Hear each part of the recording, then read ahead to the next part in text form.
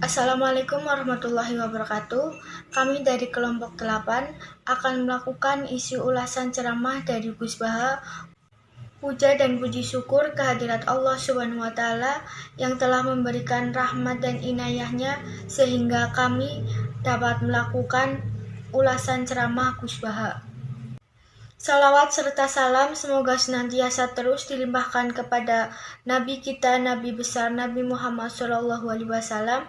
Isi ulasan ceramah Gus Baha ini bertujuan memberikan informasi kepada pembaca mengenai isi ulasan ceramah, biografi, dan latar pendidikan Gus Baha. Kami sangat menyadari bahwa ulasan ceramah ini masih belum sempurna dan banyak kekurangan sehingga kami bersedia menerima kritik dan saran. Biografi Gus Baha. Gus Baha atau Kiai Haji Ahmad Bahauddin Nur Salim adalah putra Kiai Nur Salim, pengasuh Pondok Pesantren Al-Quran di Gragan Narukan, Rembang. Kiai Nur Salim adalah murid dari Kiai Arwani Kudus dan Kiai Abdullah Salam Kajen Pati.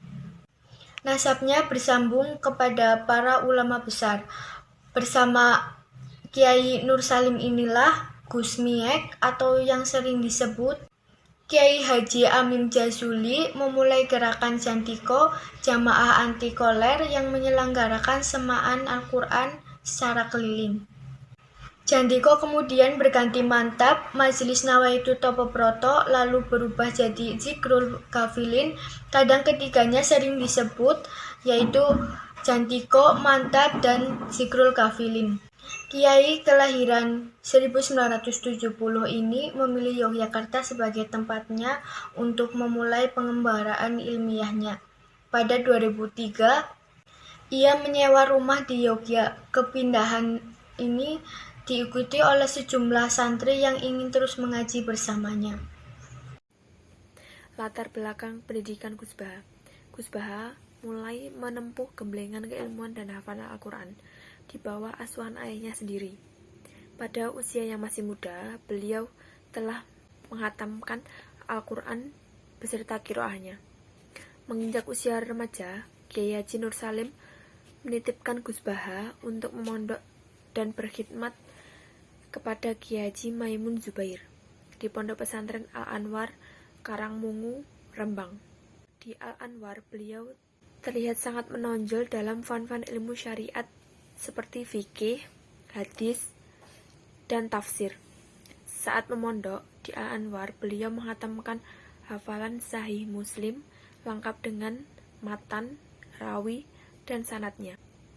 Selain Sahih Muslim, ada juga kitab Fathul Mu'in dan kitab Gramatika Arab.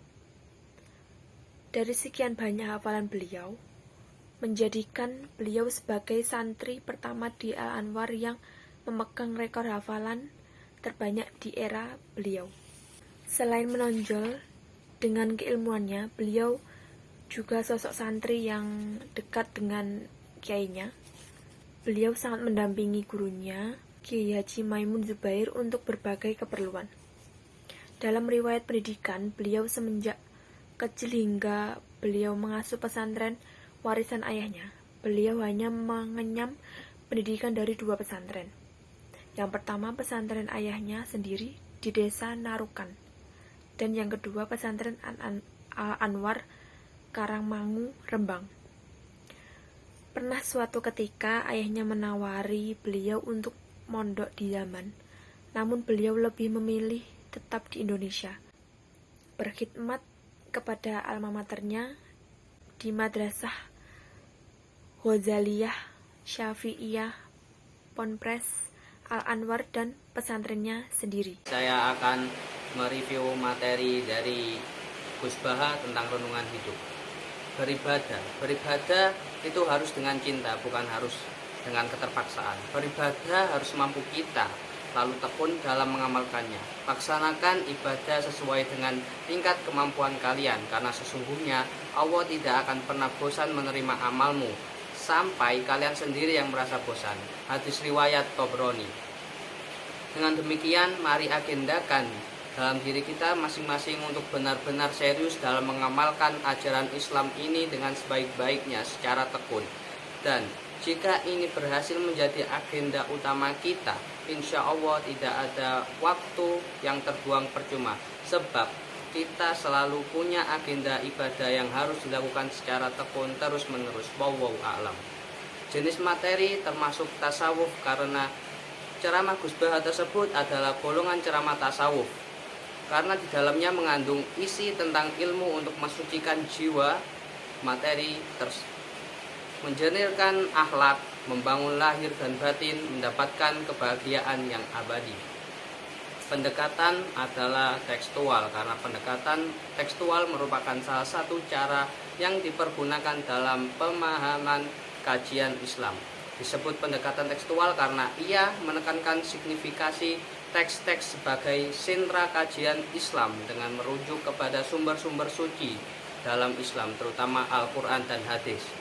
Pendapat terkait materi ceramah, penjelasan, beserta argumennya.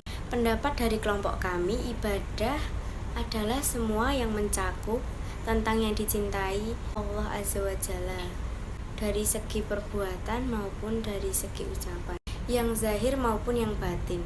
Definisi yang ketiga ini adalah definisi yang paling lengkap. Dan seperti yang dibicarakan oleh Gus Baha, cara berpikir kita adalah cara berpikir yang terbalik. Misalnya jangan berpikir ke arah yang negatif, berpikirlah ke arah yang positif. Seperti syafaat Nabi. Misalnya syafaat Nabi itu luas dan tidak terbatas. Syafaat Nabi lebih sakti daripada dosa umatnya. Sehingga dari wasiah yang tak terbatas, seorang pendosa pun juga berhak mendapat ampunan dari Allah Subhanahu wa taala. Allah juga berfirman bahwa yang berdosa pun juga bisa mendapat ampunan darinya. Dan mengenai renungan hidup yang dapat merubah Anda menjadi tekun ibadah, sangat setuju. Karena latar belakang beliau yang soleh, alim, berilmu, dan termasuk orang yang tasawuf. Bahkan beliau juga termasuk seseorang yang zuhud, tidak cinta kepada dunia dan selalu tampil apa adanya. Beliau adalah yang terpenting apa materi yang disampaikan olehnya. Ajaran tentang melakukan ibadah tanpa adanya keterpaksaan. Dan sebaik-baiknya ibadah adalah dilakukan dengan rasa kecintaannya kepada Allah. Suatu ibadah dilakukan dengan kecintaan, maka akan mendatangkan kebaikan dan keberkahan. Dan sebaliknya, jika ibadah dilakukan dengan keterpaksaan, maka akan menjadi sia-sia.